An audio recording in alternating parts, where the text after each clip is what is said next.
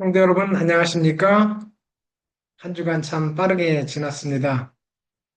우리 성도님들 하시는 일에 또 어,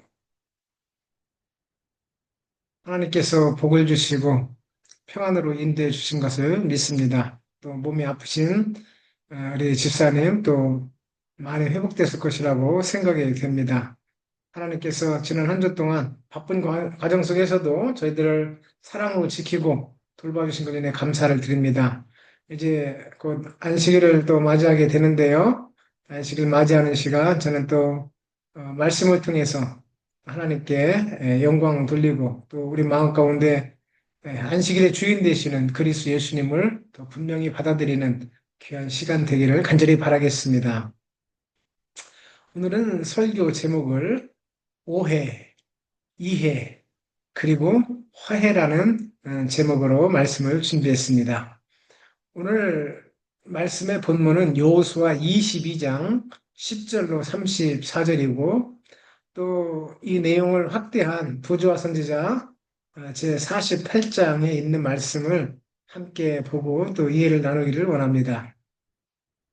사랑하는 성도 여러분, 교회 안에서 가장 아픈 상처는 외부의 어떤 경극도 아픈 상처일 수 있지만 내부의 오해로 인해서 생기는 그런 갈등과 또 파열 그리고 어, 하나 되지 못하는 그런 것 때문에 더 큰 상처가 될 수 있죠. 우리는 때로 말 한마디 또 어, 오해 하나로 오랫동안 이어졌던 관계가 끊어지고 또 교회에 깊은 분열을 낳기도 하는 것입니다. 오늘 본문 여호수아 22장은 가나안 정복 후에 요단강 동편 지파들, 즉 르벤, 갓, 므낫세 반 지파와 또 요단 서편을 차지하고 있었던 그 나머지 지파와의 생긴 오해와 또 위기를 다루고 있는데요. 우리는 이 사건을 통해서 어, 하나님의 백성들이 어떻게 오해를 벗어나 이해를 하고 화해에 이르는가를 보여주는 하나의 본보기를 찾을 수 있다고 생각이 됩니다. 루벤, 갓, 므낫세 반 지파는 요단강 동편 땅을 기업으로 받지요. 여호수아의 명령에 따라 가나안 정복 전쟁에 충성스럽게 싸운 뒤에 그들은 고향으로 돌아갈 수 있게 되었습니다. 그런데 그들은 요단강가에 큰 제단을 쌓습니다. 그런데 이 소식이 가나안 본토에 전해지자 열 지파는 즉시 전쟁을 준비합니다. 이유는 분명하죠. 저들이 하나님 외에 에, 다른 제단을 쌓았다. 그들이 쌓은 제단을 우상 숭배라고 그렇게 판단을 해 버린 것이죠. 자, 그래서 이스라엘의 온 회중이 모여 그들과 싸우려고 했습니다. 비나스를 중심으로 한 그 10명의 대표들이 요단강 동편 지파들을 찾아 나가죠. 그리고 그들을 만나서 그렇게 책망합니다. 여호수아 22장 18절. 오늘 여호와께 범죄함으로 내일은 그 진노가 온 회중에게 미칠까 두려워하노라. 너희들이 이렇게 제단을 쌓아서 우상 숭배를 함으로 뭐 너희들이 멸망할 수도 있지만 그 일로 인해서 우리 모두가 다 멸망할 수 있다 이런 이야기가 되겠죠. 그러나 그들의 반응은 대화가 없는 그런 성급한 정죄가 먼저였습니다. 화이트 부인은 이렇게 얘기합니다. 가장 가치 있는 동기에 의하여 행동하는 자들 중에서도 단순한 오해로 인하여 큰 어려움들이 얼마나 자주 일어날 수 있는가. 부자선지자 519쪽에 있는 말씀입니다. 우리는 때때로 진리를 지키기 위한 열심으로 또 그런 명목으로 사랑과 대화를 건너뛰는 그런 실수를 범하게 되고 그것은 결국 더 나은 대화를 이어가지 못하고 또 언성이 높아지고 또 상대를 더욱더 크게 비방하는 일로 나아가서 본질은 접어두고 또 더 큰 문제들을 만나게 되기도 합니다. 또 우리가 흔히 경험했던 그런 것들이 될 수도 있죠. 자, 그러나 감사하게도 이 위기는 한쪽의 그런 겸손한 태도를 통해서 해결됩니다. 그 로벤과 갓과 문에서의 반지파가 겸손히 자신들의 의도를 설명한 것이죠. 이 단은 번제나 희생제물을 드리려함이 아니다. 우리 사이에 여호와께서 하나님 되신다는 증거로서 우리가 이 제단을 쌓은 것입니다. 이렇게 말한 것이죠. 즉, 그들은 요단강이 신앙의 단절이 될까 염려해 후손들에게 신앙을 잊지 않게 하려는 마음으로 이 제단을 쌓은 것이다. 라고 이렇게 이야기한 것입니다. 그것도 온화한 태도로 말이죠. 이분은 그래서 이렇게 그들을 칭찬합니다. 그들은 울분을 나타내지 않았다. 그들은 자신을 방어하려 하기 전에 저희 형제의 비난을 예의와 인내로 다 들은 후에 자신들의 동기를 충분히 설명했다. 그들도 어떤 핑계를 대거나 또 맞대응할 그런 여건들을 얼마든지 찾을 수 있었겠죠. 우리가 그동안 너희들과 함께한 예?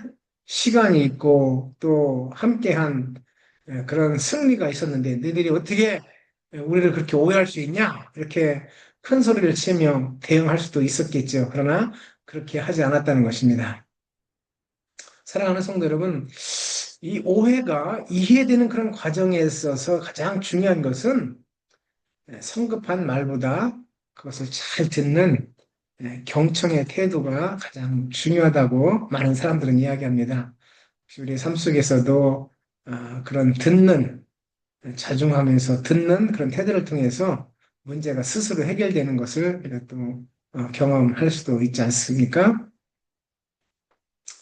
비나스와 대표자들은 기쁨으로 돌아가고 전쟁은 피하게 됩니다. 그리고 동편의 세 지파는 제단의 이름을 이렇게 짓습니다. 히브리어로 에드라고 하는데요. 우리 사이에 여호와께서 하나님이 되신다는 증거, 즉 증거의 제단을 제단이라고 그들은 부르게 됩니다. 이 사건은 하나님의 백성들이 다름을 넘어 하나됨으로 나아가는 길을 보여줍니다. 오해는 분열을 일으키지만 이해는 우리를 연합으로 인도합니다. 하이프는 계속해서 이야기합니다. 하나님의 백성 사이는 연합과 우애가 있어야 한다. 연합과 우애가 있어야 한다. 그것이 하나님의 뜻하신 바이다. 자, 그럼 몇 가지 좀 질문을 한번 해 봅니다. 나는 최근 누군가의 행동을 오해하고 판단한 적이 있는가?